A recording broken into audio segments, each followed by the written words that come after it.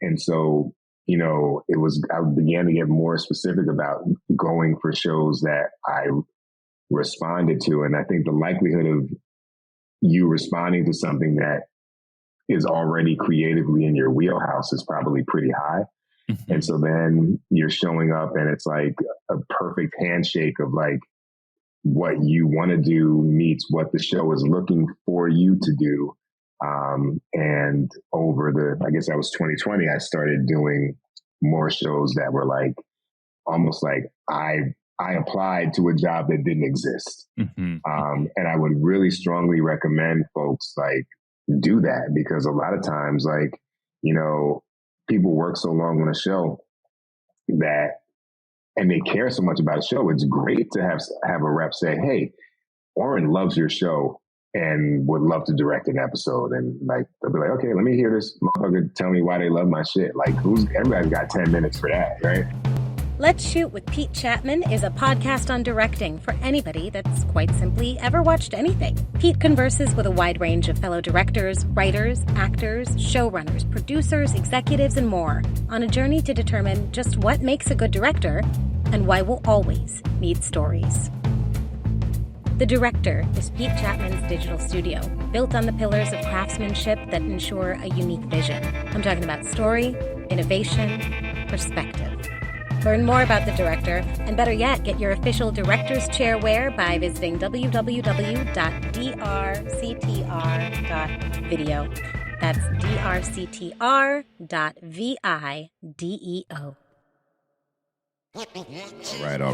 All right. What's up, people? Welcome to episode 39 of Let's Shoot with Pete Chatmon. And the only reason I know that is because I had to look it up, because the last episode aired over a month ago that's me clicking on episode 38 with Kaylee Kuoko. That dropped on May 5th. Today is June 28th. So we're back. It's a little bit of a special crossover episode. I sat down with my friends over at Just Shoot It, Matt and Oren, and they were kind enough to let me repurpose the pod that I did with them last week and air it for y'all. We had a really cool convo about the flight attendant and also just about the career. And what was the reason I'm sharing it is because it was a very director driven convo that I think, I felt a lot of the questions that they asked were damn good questions. And I figured, let's just share it with y'all in the interim while I focus on finishing up a new show that I'm starting. I started yesterday called Unprisoned, starring Kerry Washington and Delroy Lindo. I am excited about directing this finale. And then once that is done, we'll have a little bit of time to hopefully get back and record some more original content and interviews for y'all. So in the meantime, I hope you enjoy episode 39 of Let's Shoot with Pete Chatmon, which is me talking with my good friends over at Just Shoot It. Roll sound. Speed. The interview. Take one. Action. We're back on with Pete Chatmon. Thanks for coming back, Pete. Hey, I feel like, it ain't often you get to come back to a great podcast a second time and not have scandal attached to it. Yeah. Well, you do have some explaining to do, though, Pete. Yeah. And, we're excited to have another director on. Someone with your accolades is great. But even more exciting is that you are also a podcast host. That's right. Yes. Right. It does make a difference. It is nice. Yeah. Maybe you should just interview us. But anyway, Pete, we were saying before we started rolling, Pete, that you, the last time we spoke, things were going well for you. You had, a ton of great credits. And then I just pulled up your IMDb to just kind of refresh my memory. And I see a hell of a lot of television in 2019, 2020, and 2021. Like a lot of TV. I think last time you were on here, you had done The Unicorn was kind of a recent thing. Obviously, you've done Grownish, Mixedish, Blackish. Did you do Blackish?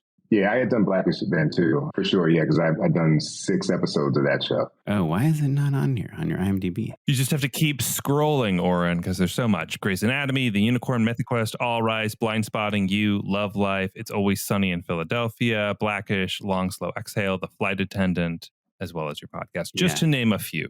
So we were asking, though, Pete, if there was any sort of... If you could save some episodes for the rest of us. You know? yeah, pass them around.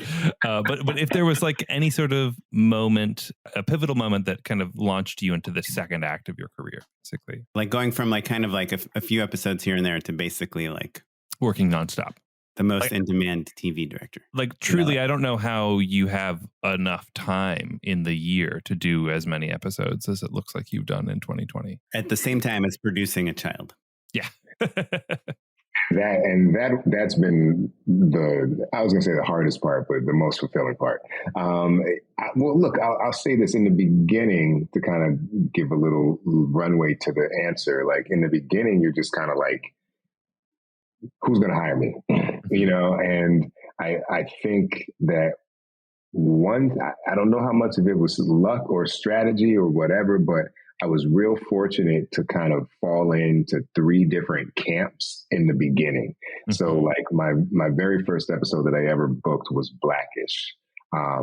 So then I'm in the Kenya Barris-ish world, ish universe. Mm-hmm. And I booked that like in April of 17 to shoot in November of 17, but then Grownish got greenlit. And because I was now an approved director, I got Grownish second, but directed it first because it shot before. So like I did Grownish and then I did Blackish and then I got brought back to Grownish. And so like when you get to the whole like timeline of everything, you know, it turned out that I did 6 Grownish and 6 Blackish, right? So like that was like really from one family, 12 episodes of TV. I luckily was brought into that camp. And then the second camp was not in order, but just in my memories order right now, was the Always Sunny guys, right? Mm-hmm. And so like when I did... And that worked. I like to kind of give context because I feel like for people listening, it's good to anecdotally hear, like, you know, on that first episode of Grownish that I did, the guy directing before me is now a friend, Todd Bierman. And so like we were just shooting the shit in the parking lot because the prepping director parks next to the shooting director. And something happened with the show Mythic Quest, and they were looking for a director, and he and Rob go back to high school, Rob McElhenney, and he was like, oh, Rob, you should meet this guy, Pete. So I have this, you know, we hit it off in the parking lot. I then have a meeting with Rob, and I do an episode of Mythic Quest. And while we were shooting that episode and we were kind of navigating, you know, the challenges of production, and I was kind of trying to be cool as a fan. Can I just stop you for a second? So when you meet with Rob, you hadn't done Always Sunny yet at this point. No, I hadn't. What do you guys talk about? Is he like, so what do you think is funny? Or like, and to clarify, is this literally just in the parking lot as well, or you came in to sit down with him? So I met Rob at their office or an office. I don't know what office it was. It was an office in Santa Monica. Gotcha. And I remember, so a little more formal than just like, oh, hey, nice to meet you. Yeah. But like, you know, I read the script for Mythic Quest. I was, you know, what's really funny is like, I had kind of watched Always Sunny, but never really gotten into it very deeply. Mm-hmm. So I was like, well, I can't go meet this guy and like not watch. I got a couple of friends who are like my TV gurus, and I'm like, yo, where should I begin? What should I watch? And so I probably watched like 20 episodes over the weekend, and I was like, which is like 5% of that show. I know. Show's been on forever. And I started with The Gang Turns Black or whatever. I think that was the title of it. And I was like, okay, this is some wild shit, but it was smart. And so I was like, okay. Wait, what happens in that? I haven't really seen the show. What happens in that episode? In that episode, okay, it's so crazy. It's like when you talk about Seinfeld or Curb, you sound ridiculous when you recount it. But there's a black homeless guy that's kind of that is in their apartment and they're watching The Wiz. And the gang was not familiar with this film. And lightning strikes or something happens, and then they wake up or they come out of this lightning strike and they are Black. And they recognize it, of course, when they look in the mirror. And so it's a musical. And they're played by other actors. They're played by other actors. And it goes through, like they can't find their keys, is one scenario. And they're trying to break into Dennis's Range Rover. And of course, the cops pull up. And it goes through all of these different scenarios. And it ends with Charlie, who's a kid, getting shot by a cop. And it's walking so many fucking lines, you know what I mean? While also being thoughtful about it. And I was like, I ain't even mad at this. You know what I mean? I'm watching it like, this is really smart. So, and those actors are doing impressions of Charlie and Rob and the rest of the cast. Right. I mean, it was, dare I say, it was a beautiful episode. And so I was like, okay, I really like what these guys are doing and have been doing. And so we have the meeting and we just kind of talk about, you really just talk about who you are and your sensibility and where you're from. Mm-hmm. And I think if you're strategic and smart, you make sure to show how who you are kind of connects to the themes that they like to explore in whatever show that you're meeting about.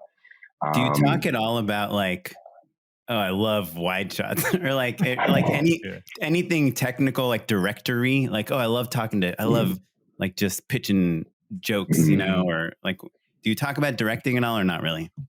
I mean, you kind of talk about, it's different for every meeting, but you kind of try and extract from what you've watched the vibe of the folks. Mm-hmm. So one thing I'll tell you, right. Or the format maybe. Yeah. Or the format or the style. One thing that was very clear, because I did Mythic Quest first, he was like, when he asked me on set, he was like, hey man, would you be interested in doing some Sunny episodes? And I was like, yeah. He was like, it ain't nothing like this. Because on Mythic Quest, sure. It's like the DP is Mike Berlucci, who shot You're the Worst, and who's doing and This Flag Means Death. You know what I mean? And so it's got a very cinematic look. And he was like, Sunny is not this. I have. And he's like, didn't they shoot that show on HVX 200s for the first few seasons? Or only they had stage stuff, and then I don't know. I remember it was super kind of lo-fi. Our friend was the first AD on it, Ross Novi. Oh yeah, man. It's it's super the cameras are on basically poles that the operators can just hold. Mm-hmm. And it's basically a 3-camera multicam of sorts that turns around and gets the reverse side, Right. I wonder if that kind of reminds me of Happy Endings too. I bet they kind of shot that like that too.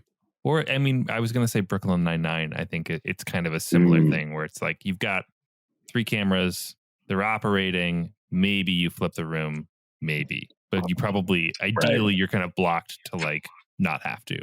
Yeah. So that one episode of Mythic Quest led to 4 out of 10 episodes of Sunny in season 14. And then in season 15, I came back and I did 2 more.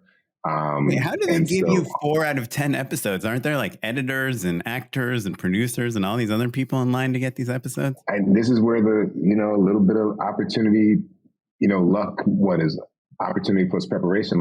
They really it's a family vibe there. That show, there were times that I was home, I didn't eat lunch there.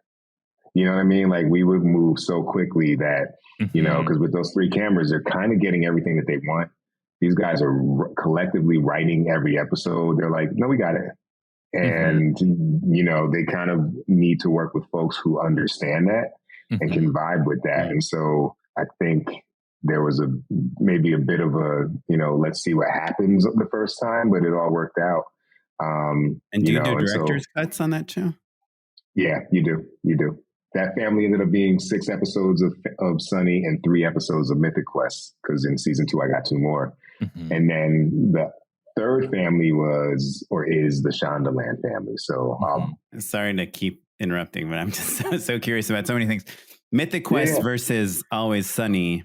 So in Always Sunny, I'm sure you're working on season like 25, and you're already like, they have this way they shoot. The producers are also the writers and also the actors and also the editors and also the showrunners. With Mythic Quest, I mean, I know Rob, it's like Rob's show, and I'm sure he's like kind of in control of a lot of things. But like you said, there's more cinematic look, a DP that comes from a film background. It's a different network, right? Like there's it's a different ball of wax is what you're getting. Right. At. Yeah. So do you approach your job as a director differently? Like on Always Sunny, is it more about creating opportunities for rhythm and laughs and jokes and performance, and maybe on Mythic Quest a little bit more like visual storytelling, or like what's the difference between how you approach your job on those two shows? Yeah, that's a great question. For Always Sunny, I'm thinking, how can I block, or how can I offer blocking suggestions for the actors that will fall into this 3-camera setup and maybe need one special, if it calls for it. Right. And, and can you tell for our listeners that don't know what a special is? Can you define? Yeah. So, it's like, and then we'll get, this overhead shot looking down at the bar, or we'll do some kind of special transition off of a beer mug to something out of the ordinary, something that's not in their typical coverage, basically. Yeah. And I guess the simplest way to think of it is like something that is going to be probably a 1-camera deal versus like, you know what I mean? Like versus like, I've got 3 cameras and because the moment you say, hey, 1 camera, people are like, whoa, wait, why are we wasting time? You know what I mean? So, and to be fair, it is, like 2/3 is less effective, right? That's 60% slower than everything else, right? In a certain sense, right? And if like you know that shot gets into the edit, then it's exactly as effective as 10 cameras, because you're only going to use one. I mean, unless it's Mortal Kombat or something, and you're replaying the angle 7 times. You have to know when you want to like expose yourself for that, because people might be like, what the fuck is this guy doing? You know what I mean? Or they might say, okay, I agree, that makes sense. And, we'll give you one because you're so efficient with everything else. Do you try and find a special in each scene? No. I try and find, I think blocking is directing, in all honesty. Like, I feel like the shows often will shoot themselves. Like, I can try and find specials or other ways to, be original. But like, if the blocking is creative and thoughtful and perhaps unique to my approach to the scene, then it's going to be different from if Matt or if Oren directed it. You know what I mean? Like, and then I guess my little kind of secret is I'll try and push the envelope on things that are unique to my episode.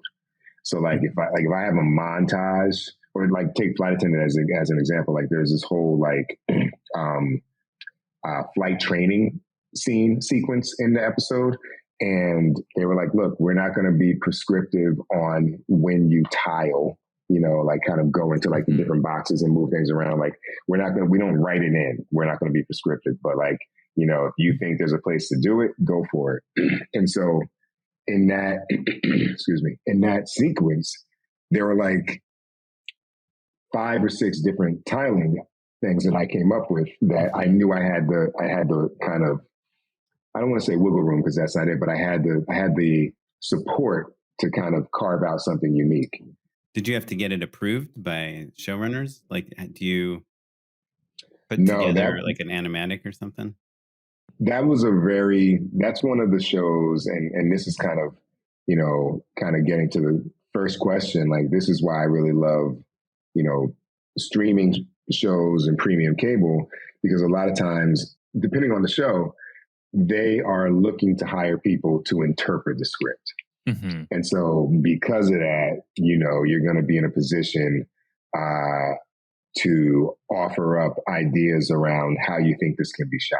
and they're looking for you to do that. That's exciting to hear, Pete, because I feel like, for so long you hear about network directors who are kind of, there to execute, right? But maybe not necessarily bring their own vision to the table, and that like the vision of the show is kind of already established in the pilot, and the showrunners and the writers are guiding that, right? And so you're there to kind of serve that, and that oftentimes part of like maybe the biggest reason that directors don't get asked back if they don't understand and jive with that vision.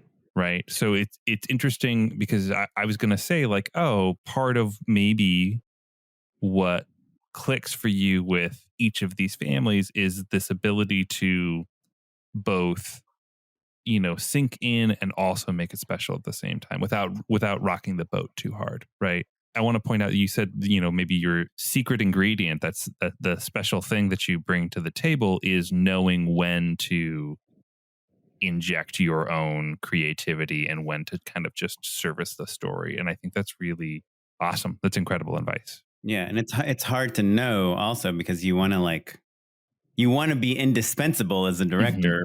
Yeah. But you also, don't want to be difficult. Yeah. Right. I mean, I will say too, I feel like, because I write and I produce, and I think that along with some folks just kind of being willing to, and this is part of the podcast, like birth too. Like I want to talk to people and kind of see where they're coming from and have that temper where I'm coming from. And I just think like, as if I just put a producer hat on and I'm like thinking about the things that I've been writing for years, you know what I mean? And then, then let's say tomorrow it gets greenlit. I'm not shooting a pilot until sometime in 2023. And then, in 2024, when the season is shooting, some director is going to come up and like tell me how it's going to be shot. Like, sure. Yeah. I'd be like, are you kidding me? I have a few ideas that I think are really going to spice this sequence up. I don't know. I kind of have this like weird dream where I'm like, have like a show and I make a cool pilot. And then I meet these other directors that come and just totally take it to a new level. Like to me, that there's something exciting about seeing how other directors would interpret something. But like you're saying, of course, there's tone and there's things that could be wrong. And today I heard this interview with Bill Hader, where I guess he's directing every single episode of season 4 of Barry. Wow. And he said that on season 3 and 2, he would have these tone meetings with the directors and he would basically be telling them how it should be shot. And he felt like they had their own ideas and he's like, okay. And he kept like letting people do what they wanted because he didn't want to be like a dick, but he had it in his brain a different way. He knew what he wanted. Yeah. Right. And so at some point everyone's like, why don't you just direct the whole season? Right. Also, if you look at the list of people who directed Barry episodes, they're the best. Do you know what I mean? Like he's like, I don't know, hero. I saw it a different way. Like literally some of the best directors working. Right. Yeah. Anyhow, well, so sorry, you were saying you had your third family, which is the Shondaland family. Yeah. And so the third family, yes, the Shondaland family, and that was, what was that? I left off a Mixed-ish episode from the Ish universe. So that's 13 episodes of TV.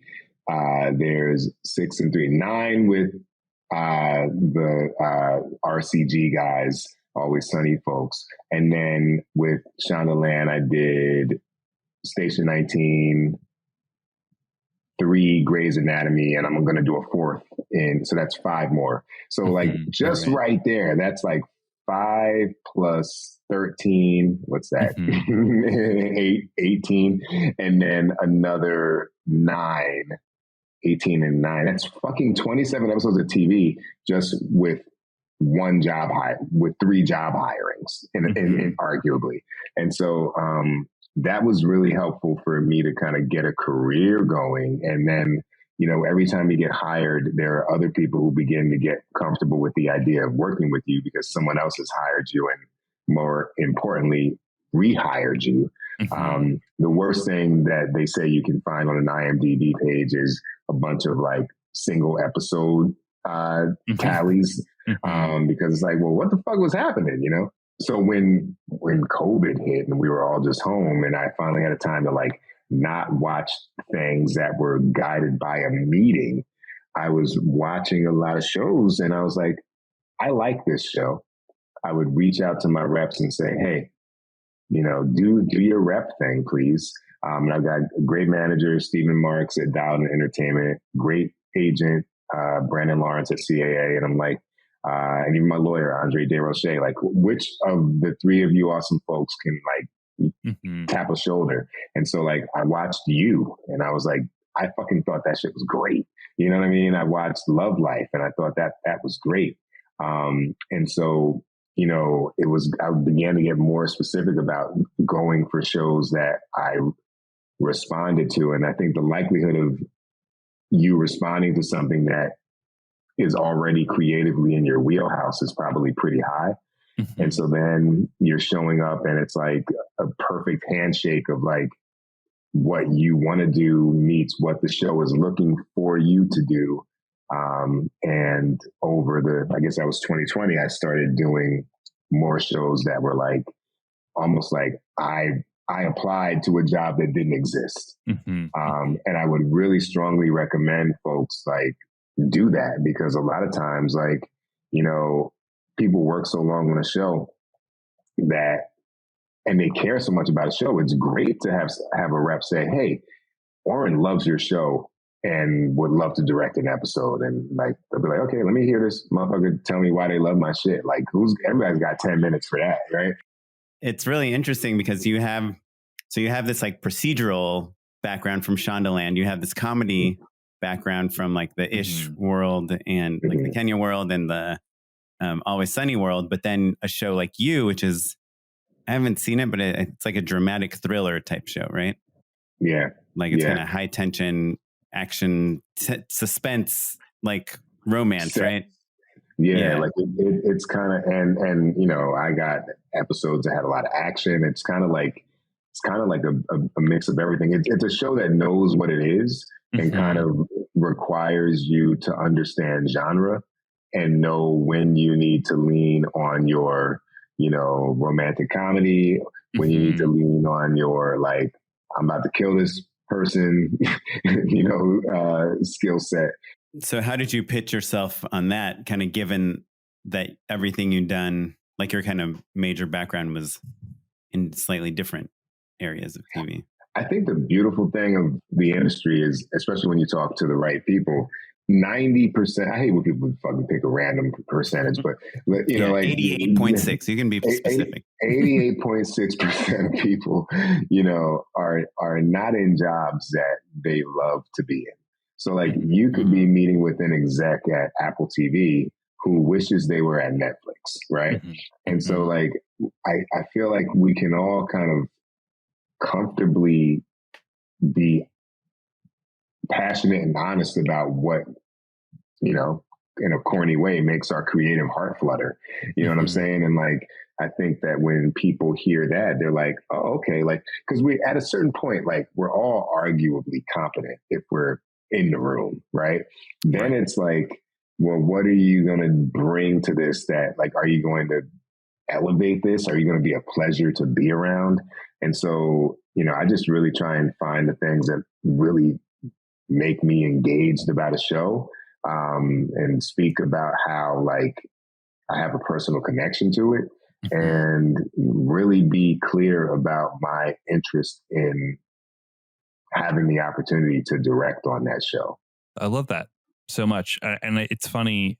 I feel like over the last few months, I've kind of lost sight of some of that stuff. Just to get personal for a tiny second, like I had to kind of consciously remind myself to like my job and to like appreciate it and to pay attention to it and just like engage on kind of a spiritual creative level. Your point of like what makes your creative heart flutter, that's like essential to artists, I believe. And I think that 88.6% of us kind of lose sight of that sometimes, or maybe shy away from talking about it or engaging with it. Maybe engaging with it is really what I'm trying to talk about. And what I'm hearing from you, Pete, is just like it's just you showing the evidence of why you're going to make something good and why you care, and showing that to people is inspiring.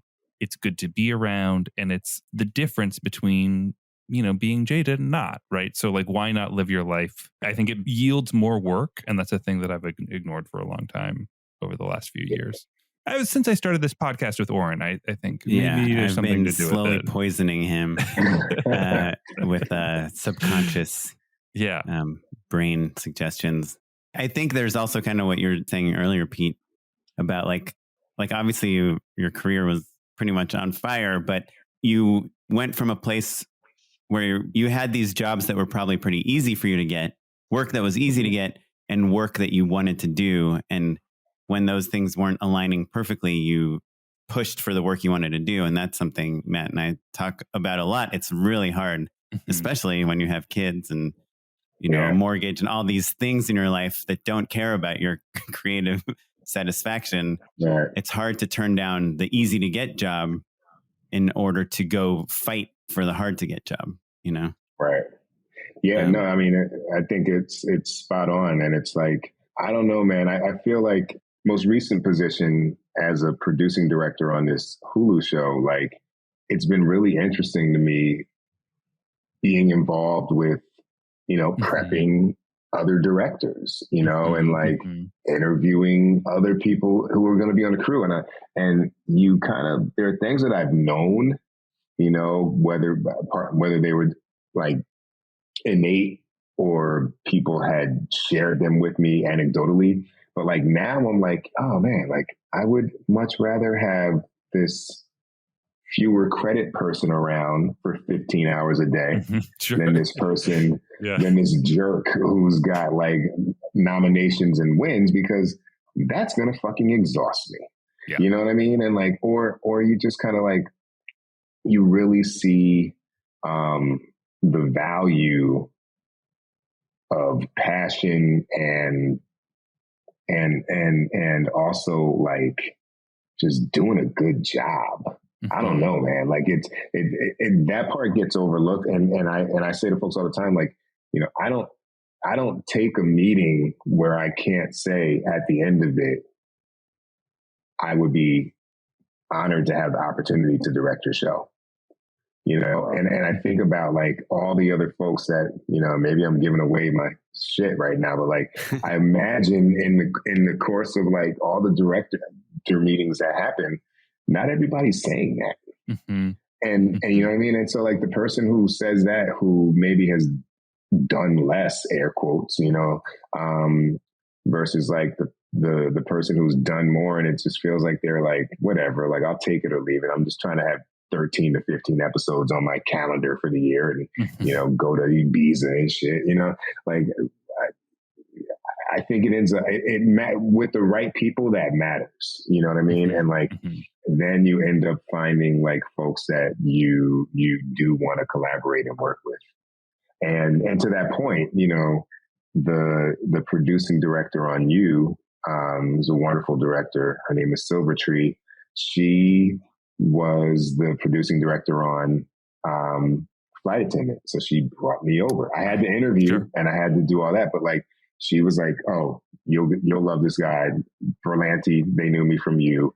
And it was more about, you know, other folks that I had to kind of like, you know, kind of pitch myself to. And then now I'm going to go to do Fatal Attraction with her in October. So I guess that's my new family. Oh yeah, we met. Yeah. And before you get the job, the directing job?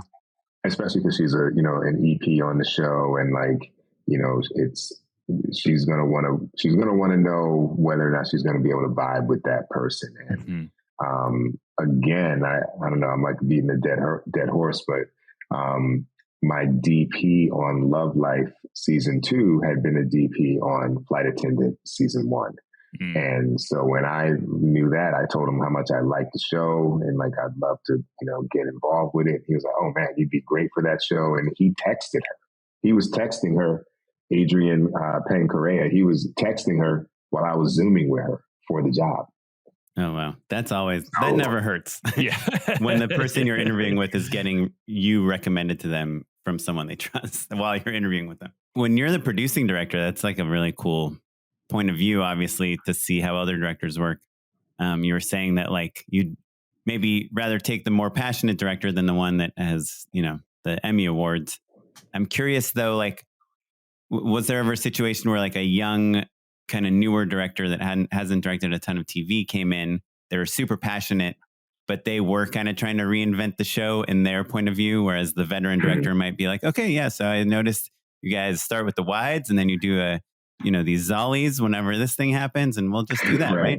We'll add a little spin here, some cool backlighting here, and we're done. Like, was there any bit of that? Because I'm assuming for the younger directors, you are kind of like a mentor as well, right? At least on your show. Right.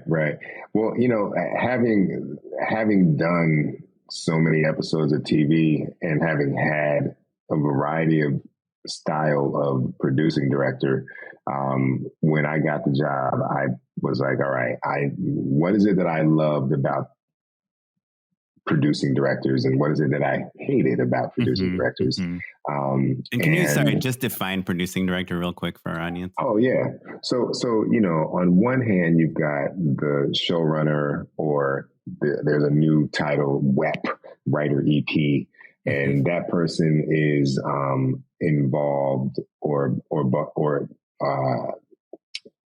their job is to kind of protect and develop the storylines, the season arc, and work to make sure that everything that happens day to day is preserving that vision. So, the show can be the show. The producing director, which is mostly unique to 1 hour dramas, that person is there to help kind of ideally visually interpret what the showrunner's vision for the show is, and then to make sure that these directors that come through, that rotate, week to week, are well prepped and aware of the vision of the show, the kind of challenges and pitfalls of the show, whether that's like cast, crew, budget, or whatever. And they are just equipped to make the best episode of the show possible. And is that producing director on set with the other directors? Yeah, I think, I would go to set often, but I want to fall back and be more involved with prep. So when, and exciting the crew about the director that's coming next. So when they get to set, it's their deal. You know what I mean? Like, they've been hired to direct, and, you don't want to be around too often because people are going to be like, hey, Pete, what should we do? And that's not, sure. Yeah. You're empowering them. Yeah. But you are whispering to the DP 40 instead of 50, right? Let's 2.8. I love that so much, because I feel like, especially in comedy, showrunners, oftentimes they're writers first and then executives second, or maybe director second or whatever. But inevitably everybody has a specialty, and then they're kind of learning some of the other aspects on the job, right? And a showrunner really is like kind of those three things all at once. You're an executive, you're a writer, and you're a director, right? Or at least typically. So it always seemed like, frankly, an impossible amount of work to be great at all three of them. And also to be, relatively young and energized, and it's just a crazy hard job. And I know that everyone's talking a lot about how we have like a real showrunner problem, because we have so much television and not enough people who've been trained in the jobs, because they've been hiring the same people over and over and over again for the last 30 years. But I love the idea of, kind of like building different department heads, all of whom still answer to a showrunner, but who have a little bit more insight than, say, an episode director. Like if you're just coming in for a couple weeks, you just don't have a sense of the political landscape or the studio, any of that stuff. And so having a person who understands your job and also the big picture is really awesome. And also wants you to succeed. Yeah, totally. Which is important, you're not in competition. You're not like, oh boy. I feel like you were about to drop some Chatmon gold on us before I asked you to define a producing director. You were saying the traits that you saw in other producing directors that you really liked. that you wanted to incorporate? Yeah. Well, yeah. So, like, I remember there were a couple shows where, like, I got, whether it was a document or a deck or, just something that was like, this is the language of the show. This is what we're going for with, this storyline or, framing or pace or whatever. And so I worked to put together a, like 25-page deck that all the directors got that explained all of that, but also like what their prep time would look like, what production would look like, bios on all the people with photos, suggestions. You know what I mean? Like, and one thing I actually want to do for the next season is I want the crew list to have photos for all 100 people. Because when you come in and you're like, man, like, I mean, look, there's people I work with for 6 months. I don't know their name. You know what I mean? Like, and at a certain point, it almost gets weird to ask. You know what I mean? So, like, it's like when you have a 4-hour conversation with someone on the airplane sitting next to you, and then as you're getting off the plane, you're like, by the way, my name's Oren. And they're like, oh, me too. Exactly. So, man, just trying to like make it, I don't know, less awkward and enjoyable, because at the end of the day, it's a weird damn job to come in and direct an episode of TV. When you are making this deck for the new directors, do you talk about like lensing and technical things, lighting, contrast? We had the DP of this Netflix show, End of the Effin' World, and he showed us his deck that him and the director created, and it had all sorts of rules about where they place the camera and what lenses they use, and I found it like really fascinating and interesting and a nice insight into why the show feels the way it feels. Right. We didn't get that specific. It was more, with Kerry Washington having directed the pilot, I was using that as a guide for what the look of the show would be, while also being aware of the fact that we would have 9 days and not 14. You know what I mean? So it's like some of these things kind of no longer apply because we can't shoot like that. And so it was just trying to find, like, look, aesthetically, like, this is the goal. This is the feel for, like, it's a bit of a love triangle. And the two men in the triangle with this one woman who's our lead character, played by Amayatsi Cornaldi, once certain things happen narratively, there's a shift in how they are shot. And so, like, that was an important thing to relay, this idea of, like, her home is a little bit messy because she's got no time for maintaining it because of work. So, like, if you can stage a kitchen scene with dishes in the sink, like, that's a good thing, just kind of helping fill out the world about it. Exactly. I can imagine, like, you get a directing job and they're like, by the way, these are some things that you can do to make the scene really like you build out the universe. How cool is that? And can I ask you a hyper specific question real quick? Sure. Then I won't ask any more questions, Matt. Then you can have all the rest of the questions. Do you use the techno crane a lot in the stuff you direct? When I can get it. Yeah. When I can get it. It's, a lot of shows, when you get there and prep, they're like, we have 1 3-camera day, you can't get a crane, but you can get a jib, cause it's all budgeted and they have a pattern budget that they're trying to honor every episode. But where I can, most certainly, I used in the flight attendant, I used it in a couple sequences. One got cut as a kind of establishing shot out in front of this liquor store when Cassie kind of takes her first drink in the present day and hops off the wagon. But then we had this whole synchronized swimming sequence, and the camera just needed to be able to look straight down to kind of get that Busby Berkeley perspective. So we had a huge crane in that scenario, but that's one of those things that it's a cost, because once you have the crane, you have the operator, then you need the remote head, then you need the person who can put that together, and and you need the time. You need the time, yeah. But but there's such a I think sometimes that budgetary vigilance can have impacts that are unexpected. Like, you know, you could not have, let's say, you don't even need a techno crane. It could be I'm thinking of a piece of equipment and I can't think of the name right now, but just like a short arm kind of crane. And I can't think of the name of this thing, but like, you know, I can think of times where if I would have had that, I could have moved quicker, but I didn't. And so now I had to make equipment do shit that it doesn't do.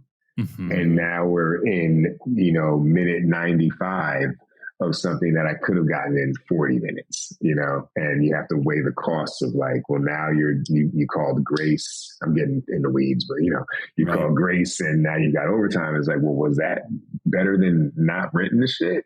Mm-hmm. Right. Well, yeah, that's the reason I ask is because, I mean, you know, obviously like when you do Blackish and when you do these shows, Always Sunny, and they kind of have their very efficient way of shooting. It's one thing, but when you're doing The Flight Attendant, which is second season, I don't know, Matt, how much of the second season you saw, but like the camera work is like at another level from the first season. You know, it's like very visually dynamic and like don't know what's real and what's not real. And there's like a lot of like, obviously the first season you're going in and out of her like psyche and her, you know, brain. But in the second season, I feel like you guys amped that up even more. And then a show like You, which I haven't seen, but I imagine there's like probably more cinematic kind of camera movements and stuff. Yeah.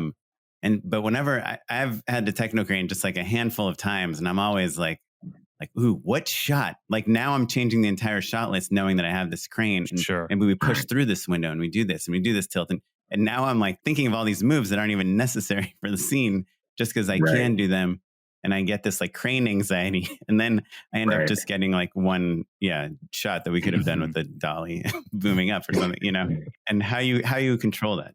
I'm curious. I do have this like, you know, like when you end up like for a lot of dudes, right? Like we buy Jordans and it's usually the Jordans we couldn't afford when we were growing up. Sure. Right. Yeah. And so you spend like your 30s buying the stuff you wish you could have bought in your 20s. Exactly. And teens. It's like I'm doing this for fourth grade. Right. And like, you know, and so like I'll be like, I want a high and wide. You know, like why? Yeah. Because in all the indie things I ever made, I could never put the camera higher than eye level. You're speaking my language, buddy. That's how I feel literally to this day. Anytime the camera booms, it could be a 2-inch boom. Like that, the difference between a doorway dolly and a Dana dolly, it physically makes me feel better. A very simple, teeny tiny upgrade. It's all standard kit now. But like for the longest time, when you come up indie, right, and you're like hauling gear yourself or whatever, the difference between renting a truck and like, you know, your friend's pickup is, you know, you can't get a Dana or a Fisher on one of those on a consumer car, basically. Yeah. And you know the Dana dolly. You know what the Dana dolly is, right? It's just oh my God! I've been saying the Dana dolly. Sorry, I've been saying Fisher. I meant Fisher. Yeah. The hydraulic boom is what I'm talking about. Thank you, Oren. Not the we all have the Dana dolly, the skateboard, the skateboard wheels. Yeah. Which the Dana dolly is not my DP. I love a Dana dolly. I'm always like, let's bring the dolly here. We'll do this, and he's always setting up the Dana dolly. I'm like, we have the Fish, or why are we using the Dana? He's like, it's just easier. I'm like, no. What if I want to go up 1 inch? We're gonna turn all these apple boxes sideways. Anyway, you know, I always feel like in every episode, I'm like, when will I go high? You know what I mean? Like, and it's kind of what you're talking about. Like the other side of it too is like, I remember I've done plenty of things, man. I did this one shot. Actually, it was a Mythic quest, and like it's like this Camaro barreling toward camera, pulling into a parking lot. Then it makes it kind of whips to the right to pull it to park. And the camera is on the techno crane, moving with it, and it fucking moves right inside the window into a profile shot of Rob. I mean, the amount of like turning of wheels that was happening with the operator, I was like, "You're killing that shit." Yeah. Oh man, when you know your crew is just like doing something highly technical, the joy you get. Oh man. And did it make it into the cut? But it got cut. It got cut up. You know. Yeah. So, That's the you bummer. know, Yeah. and so then you kind of learn like, well, if I can, so then you learn, well, if I can tether dialogue to this, I got a better shot of preserving it. So then you start like, you know, finding these little tricks to keep it. But I always repeat this, but Payman Benz, he would always complain about having his blocking getting stale. Basically, you'd have people come in, they'd sit down, they'd say their lines, and they'd leave. And that'd be the scene. So we would ask, what's the one piece of dialogue we cannot cut from this scene? And he would have the character move on that line so that he knew, like, okay, we can have someone come in, say the first half of the scene, walk somewhere else, and then have the second half of the scene and know he's going to be okay. No one's going to be mad at him. right. Yeah. Kabir, do you know Kabir Akhtar? I know who he is. Yeah. He was an editor first, you know, he edited in Crazy Ex-Girlfriend, a bunch of stuff. He's mainly a director now, but he was telling us kind of all the tricks of like what shots you can cut and can't cut in TV and how to save performances and do different things. But I guess that Payman Benz trick, all these various things it's interesting that as directors, we have to think about how to get the stuff we love to remain in the cut by the end of the, by the final cut. It's not something you learn in indie film or short films or anything when you're in control, because you build the whole scene around that shot. But when someone else is in control, you're just praying that your stuff makes it in there. I love to watch the cut that airs, because then I can really get a sense of like, if I go back, what's welcome, you know, Sure.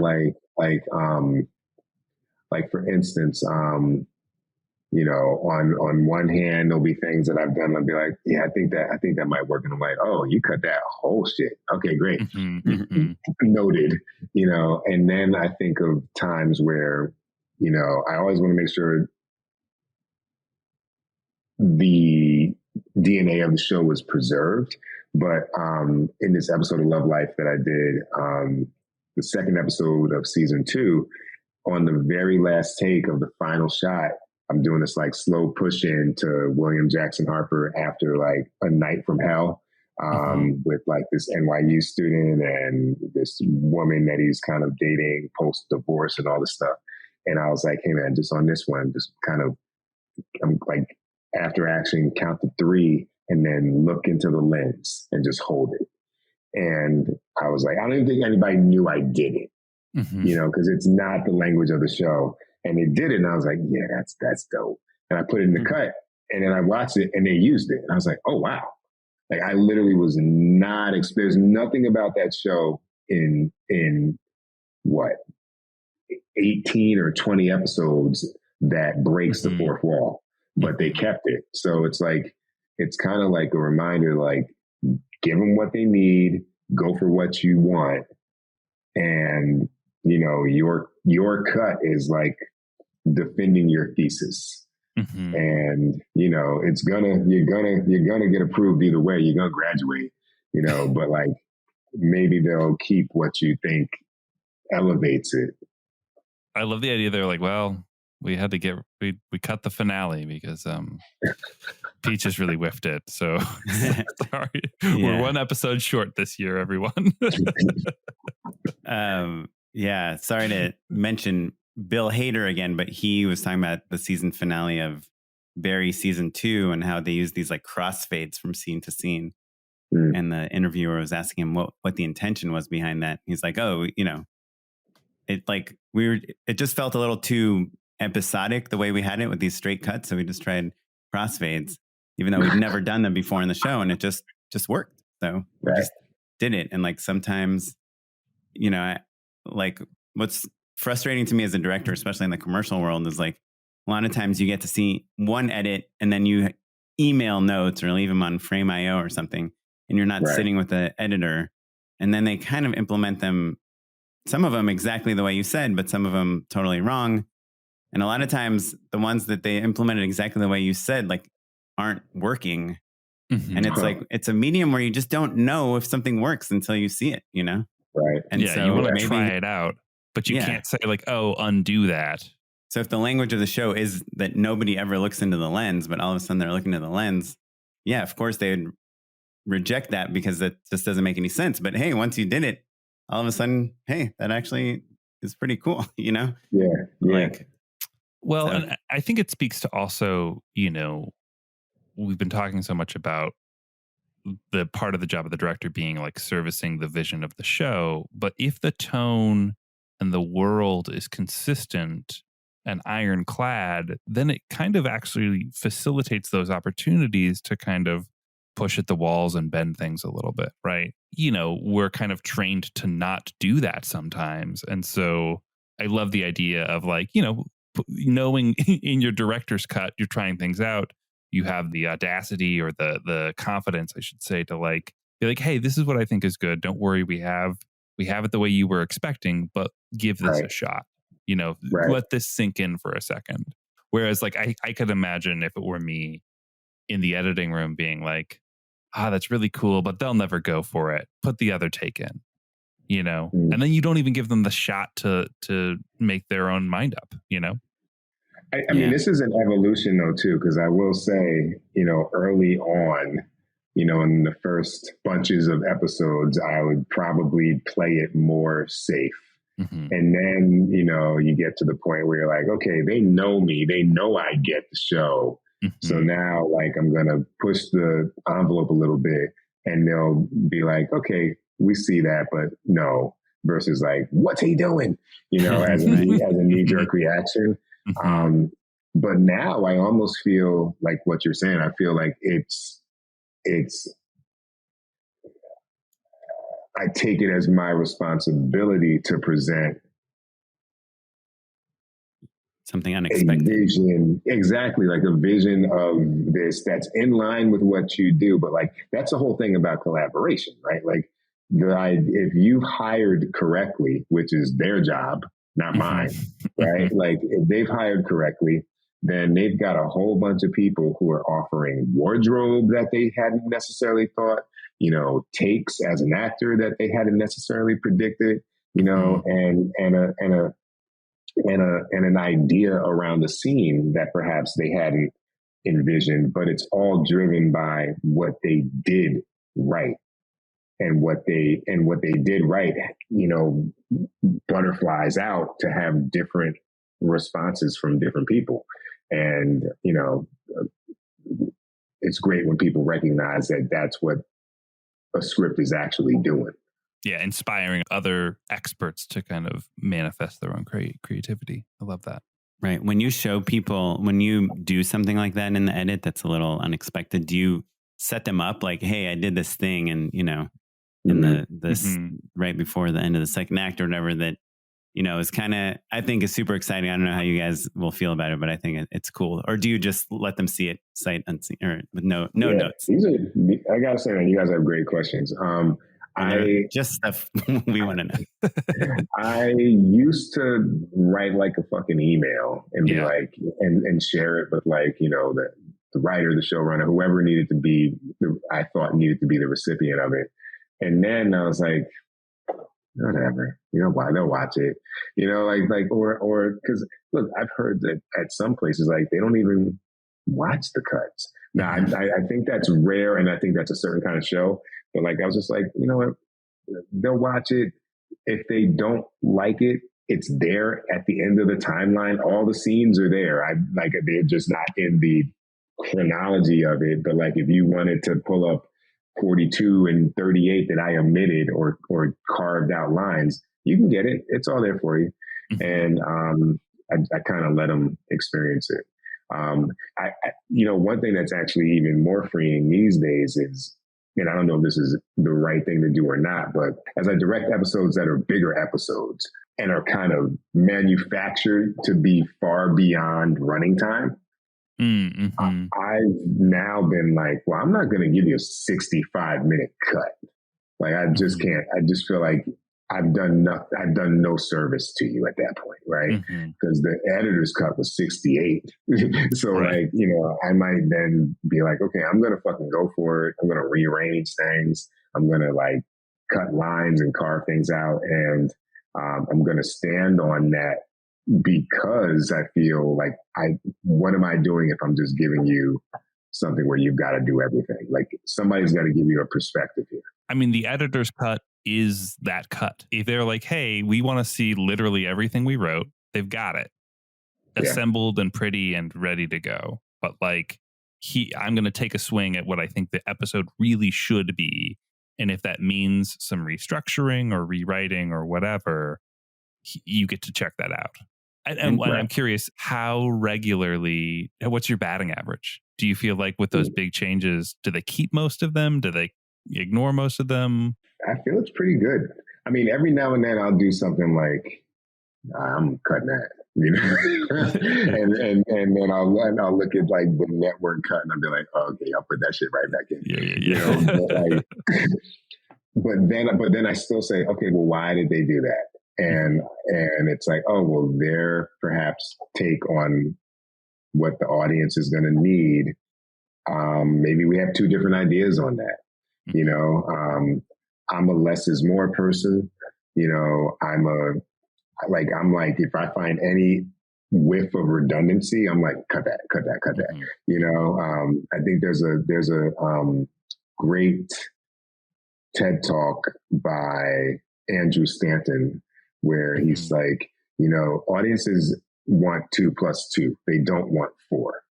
You know what I mean? And anytime like I can kind of see the math is not mathing, I'm just kind of like, well, let's lose that. Like what's the value of that if it's just like filler, a deluge? Yeah, it's, you know what I mean? But I don't know what they say. I don't know if they're like, this fucking guy, you know, like. Well, you keep getting asked back, so I imagine not so bad. My last thing, I'm curious, you know, you said obviously the director's, one of the main jobs is blocking in TV, but you're also, you know, working on performances. Like, you know, you gave us the example of like looking right into the lens, but I'm assuming with some of the day players, people that are just on this episode, you're probably much more involved in their performance. Can you tell us a little bit about like kind of some of your strategies or approaches of like making sure you're getting performances that are funny or dramatic or in tone? What's your prep involved in terms of like performances? Like, do you write verbs on your script? Do you have ideas for alt jokes or business or what is it? I try and when I read the script, like I first do a read as, you know, a person, you know what I mean? Like, and then after that, I kind of go and read it from different department heads' points of view. And then somewhere after reading it as a DP, a production designer, you know, costume, or I look at it from the actor's point of view. And I try and have like, you know, look, right now I'm really talking like ideal scenarios where like I get the script with enough time to do all this shit, you know, but like, I'll try and give each scene a title that I've decided, you know what I mean? Like, so like, you know, this is the scene, you know, this is Matt's redemption. This is shorthand. Yeah. Just shorthand. Like, yeah. Still waiting for that. And then I'll break it down the beats of it. One thing that is so I try and be prepared to kind of, you know, support and or guide the series regulars or guest stars, you know, with ideas, right? One thing that is, I think Paris Barclay had said this in an orientation that I took. He's the former head of the DGA, super accomplished director, like awesome guy. He talked about how, you know, you can use the guest star to direct or push the regulars on the show. Because a lot of times, you know, you might, and this is like a generalization, but you might find, or you could find that, you know, number 1 or 2 or 5 to 8 are kind of like, this is what I do. Been doing it 89 times.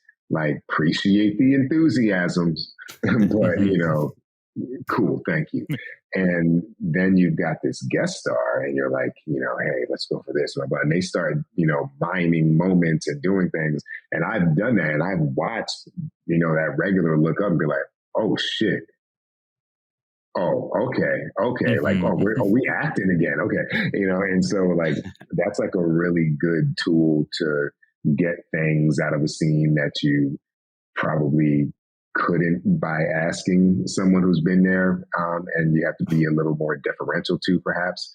And then, just really kind of being ready to your question with like, I have this thing called the actor's thesaurus, and you can look through it and kind of get a variety of different words, or synonyms for like a word. So you can kind of, don't accuse, but provoke, what I mean, or whatever. And you have all that ready because, sometimes one example I can think of is like, I remember doing an episode of Grey's Anatomy, and this woman's, son had like a leg amputation and he had kind of hid it from her. It was like a sports injury or whatever. And it's like this big scene. And yes, it's dramatic, but no, it's not fully dramatic because the show is not going to do it like that. And I recall kind of watching when I was like giving this note to kind of, and it's tough too, because you never want to talk about what you need for the audience, but sometimes it is an audience. It's a tonally driven note. You know what I mean? And so I remember kind of watching the preparation disintegrate because it was like, she had prepared to do it in a particular way. And now it was like, no, it's actually not like that. It's kind of like this, like 160-degree pivot to something different. And it's like, I could kind of see like the detachment happening. And it was like, look, it's the same thing emotionally. It's just like, let's get to the place where we, find this kind of emotional challenge with what's happening for her. So I feel like I'm babbling, but you're just trying to find. This is really interesting. It's great because I think, it's a thing that we talk about on the show all the time. Like what happens when a performance kind of goes off the rails, or maybe, I think you're kind of describing a situation where someone has performed it or kind of it's become rote for them, and that's not programmed into their brain and not what you need. And that's when the real tools of acting, I think, come into play. And, a good actor or a great actor can play it any which way you want because you're there to kind of facilitate that with your list of verbs or whatever. But like an inexperienced actor doesn't necessarily have the tools to pivot yet. Right. And it kind of sounds like maybe part of what you're describing also is like that instinct from an actor to show how upset they are when like most of the time people are trying to hide how upset they are. Right. But you hear drama, you hear Grey's Anatomy, and you're like, my son's leg will never be back. Right. It's like Shakespeare. Yeah. Yeah. I mean, and that's like, as a director, what do you do? Scary, right? I've been in that situation where I'm like, I know if I could like take this person aside and we could like have a drink and like have 20 minutes and calm down and rethink about this and talk about the characters, maybe we can get there. But like, I have 4 seconds, we're 30 minutes behind. What's the producing director, Pete, just came to set. Yeah. He's whispering to somebody. He's already told the DP to change the lens. You know what I've kind of found as like, and it's such a weird job, as we all know, but like, I have found the challenge of the job is that, it's like you're called the director, right? So like we kind of have, some of us at least have kind of come up with a particular idea or assumption of what that means, right? You've got all the ideas, you're guiding this thing. But in recent years, I do more question asking than anything. You know what I mean? Like I'll say, well, okay, well, why are you kind of approaching it like this? Blah, blah, blah, blah, blah, blah, blah. okay, in that response, I may get what I need to direct. Yeah. Right. Oh, well, I'm thinking this. Oh, well, what if we were to approach it like this and for these reasons? And now it's like, it's an exchange versus like, some dictatorial, edict by fiat. Do it this way. Right. Yeah. Well, that's exactly. It's a Socratic method, right? It's when you get results by asking questions. And you just wouldn't think that it's the way to do it. And a lot of times you feel like, for people who don't do this, you might think that you're giving up power. What you're really doing is gaining it because you're showing that you're collaborative, and you're also not saying any stupid shit. Because like if you were to just come over with a note,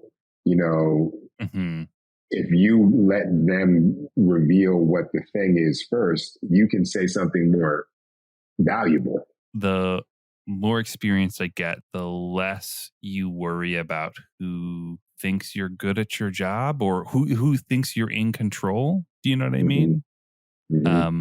Because it is ultimately always about results and your methodology. And like, yeah, I think that most people think that a director comes in and just kind of barks orders and then makes everyone better somehow by doing that. But like anyone who's done the job for half a second knows that that's the dumbest approach possible, basically.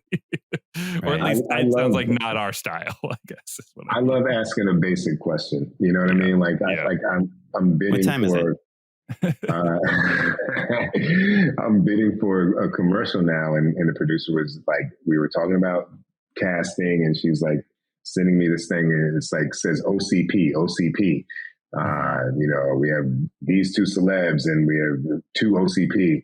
And so I Google OCP, I'm like, okay, on camera performer. And I'm like, all right, like, what does this mean to me? Like, why are you telling me this? Yeah. You know what I mean? Like, and I was like, 3 years ago, I'd have probably fronted like I knew what, I'd have tried to extract what she was telling me. Yeah, you're just like dreaming of context clues. I was hoping you would have been like, Oregon Catholic Press, OCP, super familiar. Which is what comes up if you Google it. Yeah, advertising especially is like filled with weird acronyms. Oh yeah, they're always like so hard to Google too. What did they call? OLVs. That's like what is that? Yeah, I don't know what that is. Online video. It's basically a commercial that's going to run on like Instagram or YouTube or whatever. They call them the OLVs.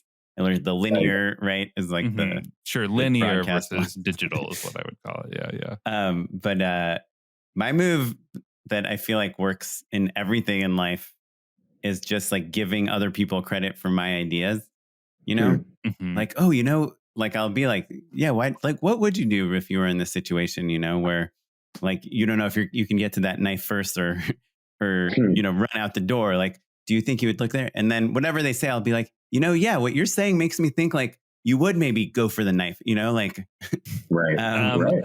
I think Pete is saying listen to people, and Oren, you were saying this is how I incept people to do the thing that my preconceived idea. I think we're both saying pretend to listen to people. I don't think Pete is saying that. I don't want to put words into anybody's mouth. Make them feel like we both agree that they should feel like you're listening. Yeah, definitely. Yeah. You should be looking them in their eyes, but they don't know what you're thinking. Yeah, that's the point. I have really kind of I'm trying to make a more concerted effort to be genuine and be straightforward with people about that. And also like, show enthusiasm and positivity and not be competitive with people. I think that like, there's a lot of like, especially in the advertising world, a lot of people kind of vying to take credit for ideas or jokes or be the top dog or any of that stuff. And it's all fine. It's fine. Sure. Right. Whatever. But like, I'm going to show my enthusiasm for your idea. I'm going to stand up for my own ideas. We're all in this together. And I think that like the more you can kind of in a really overt and explicit way, show people that you are down to collaborate with them openly and honestly, I think it serves you well. Yeah. One of my favorite things on commercial shoots is when the client pitches a joke on set that's funny. That's actually good. Oh my God, it's great. And I'm like, ooh, that is good. Let's do it. And it's like, it makes me so happy because, 9 out of 10 times the joke is just like offensive or like unusable or something. And you're like, okay, yeah, this guy wants you to say this word. And then you realize their mic's on and everyone heard you saying that. But when you really can collaborate and I think people are building on top of each other, I love giving credit to other people. I'll tell a tiny little story along those lines, and then we can wrap it up. But one of the lead investors in my wife's film threw a couple jokes, and he had a few notes, and he threw a joke in there that made it into the final cut. And he's like an investment guy and like a professor and like a huge fan of movies, but like not in the entertainment world. And this is kind of his way to kind of participate. And so anyway, he flew out to a festival with us. We were sitting next to him, and I'd forgotten that he'd written this line. And the screening's going really well. And then I hear his joke land. And I swear to God, I could feel the positive energy glow off of him. That rush of like, oh, my joke just landed, which is probably literally the first time he's had a joke on screen react to bouncing off an audience. If you could bottle that, oh man, it was just like electric.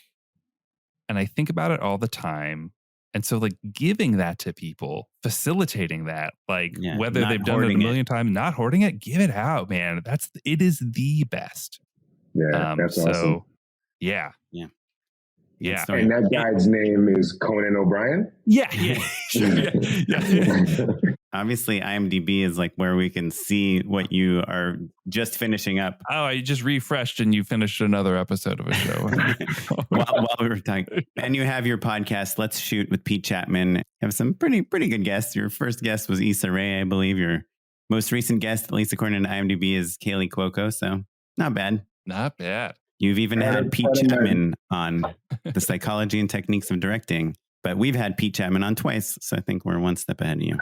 There you go. And part of my deal with every show is I need someone from the show to come do a podcast episode. So people can listen to that wherever podcasts are found? Wherever they are, wherever their devices have service. Yeah, this is awesome, guys. You guys are killing it. Great hosts.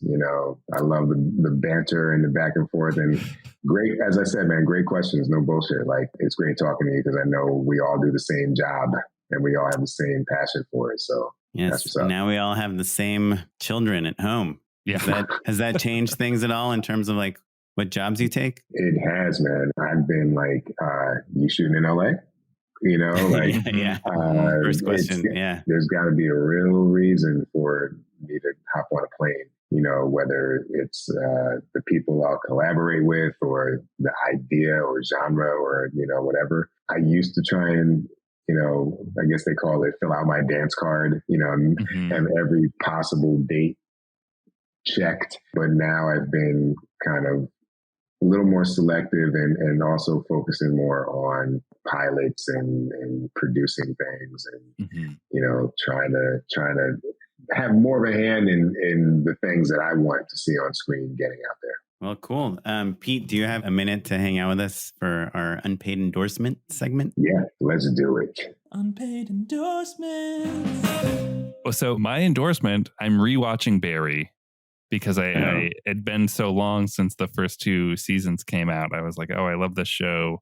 I've been still kind of craving comfort food. So like, I just rewatched the first 2 seasons. We haven't started the third yet.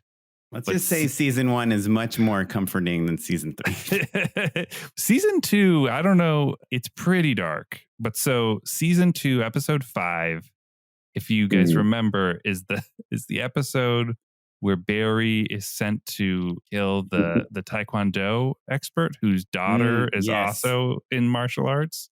And it is... And she's like a weird creature. She's like superhuman. She's like, they're doing all sorts of wire work. She's like climbing up trees. She's like Wolverine X-23. Yeah. From Logan.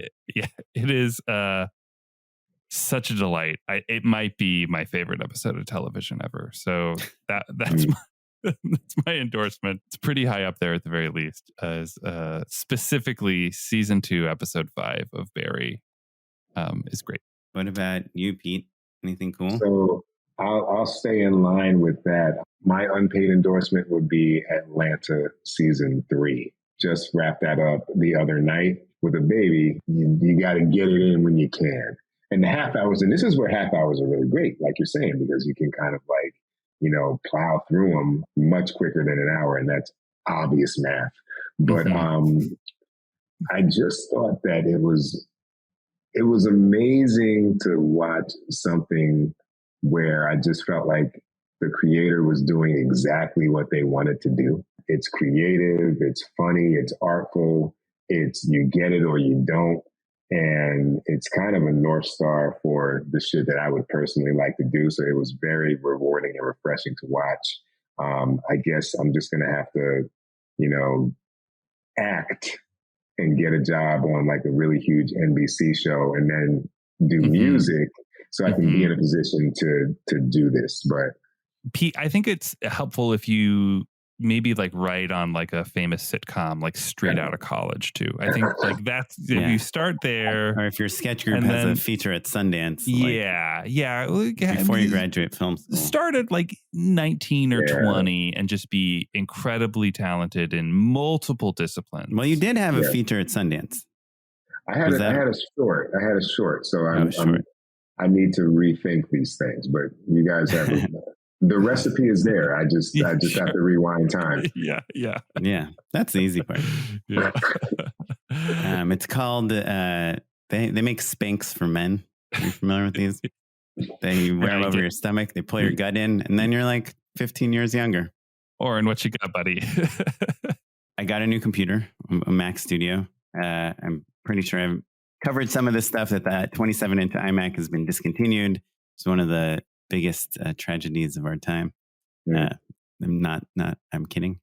There's bigger tragedies. But for me, it was a pretty big blow because I've been waiting 5 years to upgrade my 2017 iMac, and now they're not making them anymore. And the iMac is like a perfect computer. It's got this incredible screen, one of the nicest screens we've ever seen, the 5K Retina, fast computer. It's like it's beautiful keyboard and mouse and everything just works, and just need, a new computer to do 4K video and all that stuff, VFX. And so I am selling my old iMac because Apple, they're jerks. They won't even let you use this beautiful computer as a monitor for any different computer. And so I've been researching where I can get the most money for my iMac, because Apple, it's a fully loaded 2017 27-inch iMac, like biggest hard drive you could get, biggest, processor, graphics, memory, everything that you could get. Apple offered me $385 for it. B&H Photo offered me $455 for it. And then I found 3 other sites. I got offer.com, cashforyourmac.com, and itsworthmore.com. And they all offered me around $930 for it. And then Facebook Marketplace, I believe I can get between $1,100 and $1,200 for it. So just to give you a range, if you're like upgrading, I talk a lot about like why I love upgrading computers and why I think investing $1,000, $2,000 in your career, especially if you're editing or doing posts or doing that, like, is worth it. Getting a MacBook Pro that, like, I'm a big proponent of getting the biggest hard drive you can get, because like if you're on a project and you're like running out of hard drive space to put images or videos on, like how embarrassing is it? You're like working on very important time critical things and you're now out of hard drive space. You're deleting photos of your kid or whatever. It's just depressing. So one of the ways that I find it much easier to upgrade computers is to sell my old ones. And if you are, don't feel like you don't have enough money to upgrade, like you might be surprised by how much money you can get for your current one.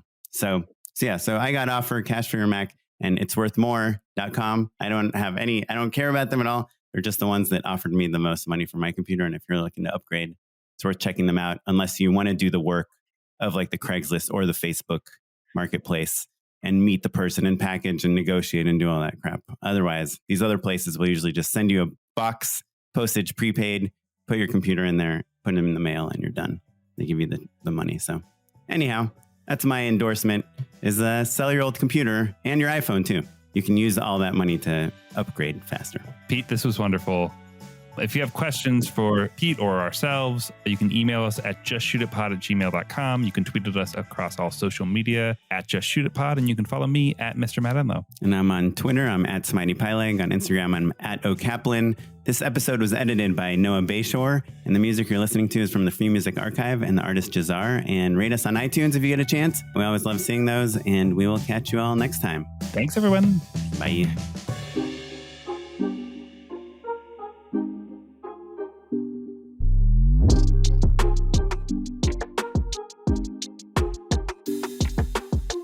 What's up, people? This is Pete Chatmon. Follow me on Instagram and on Twitter via @PeteChatmon. Follow the pod on Facebook on our Let's Shoot with Pete Chatmon official page, and hit up our mailbag with questions, suggestions, or hey, donations if you're feeling like it via Let's Shoot with Pete Chatmon @gmail.com. And just in case you need to know how to spell it, that's Pete with the last name Chatmon.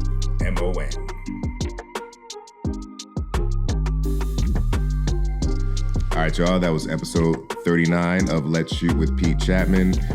Again, thank you to Matt Enlow and Oren Kaplan for letting me share this episode with y'all. And in the meantime, of course, stay safe, spread love, and keep creating.